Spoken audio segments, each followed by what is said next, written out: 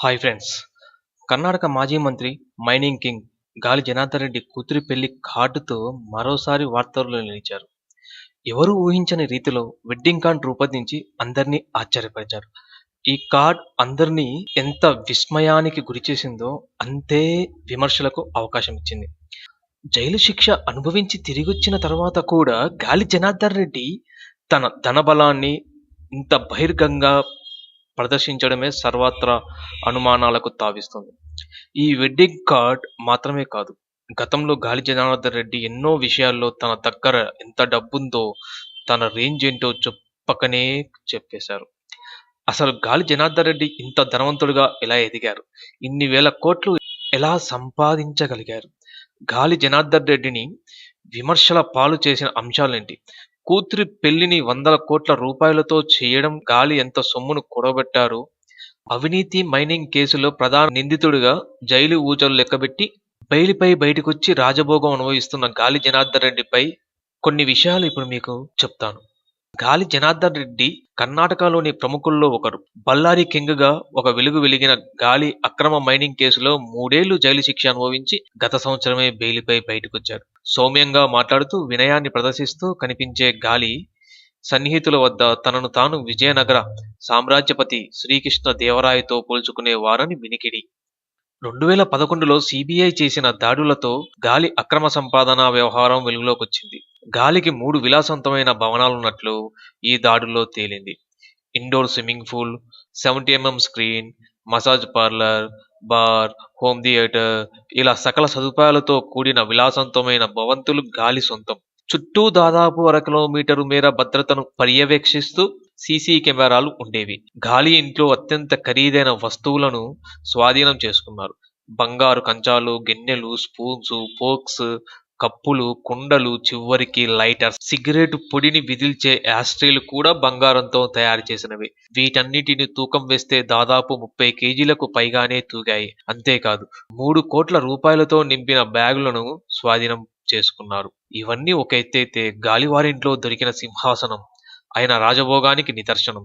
15 కిలోల బరువున్న ఈ సింహాసనాన్ని బంగారంతోనే తయారు చేశారు.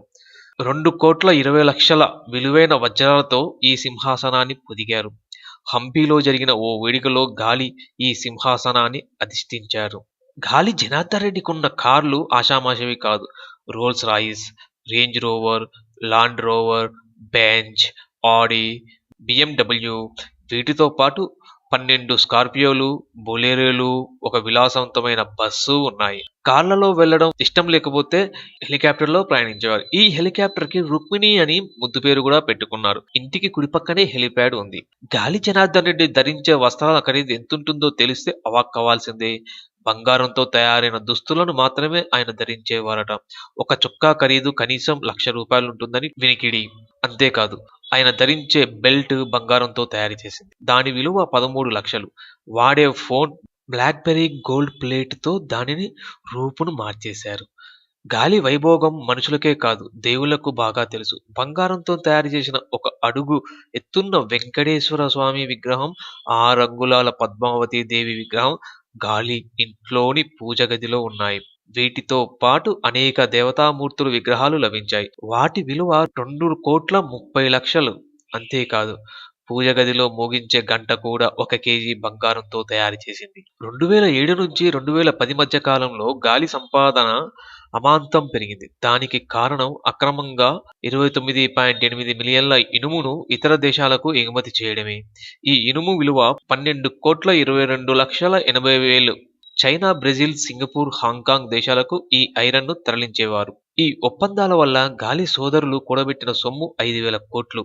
ఆ సమయంలో గాలి జనార్దన్ రెడ్డి ఒక రోజు సంపాదన 5 కోట్ల రూపాయలు. ఇంత సంపాదించినా ఇతని పాపం పండక తప్పలేదు.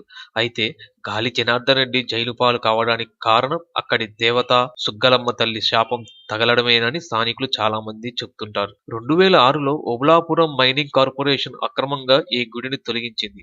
అనంతపురానికి, బళ్ళారికి సరిహద్దులో ఈ దేవాలయం ఉంది. స్వప్రయోజనాల కోసం ఈ గుడిని గాలి కొల్లగొట్టారని, అందుకే కష్టాలు పాలయ్యారని కొందరు చెప్తుంటారు.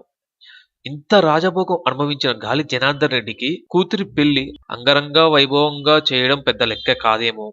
ఇవి గాలి అవినీతికి సంబంధించిన కొన్ని అంశాలు మాత్రమే. ఇలా చెప్పుకుంటూ పోతే పుస్తకాలు రాయొచ్చని పలువురు నేతలు చెప్తున్నారు. ఇవి అన్ని న్యూస్ పేపర్ల నుంచి, గూగుల్ నుంచి అక్కడిక్కడ సేకరించిన నిజాలు మాత్రమే. కృతజ్ఞతలు ఫ్రెండ్స్. జై హింద్.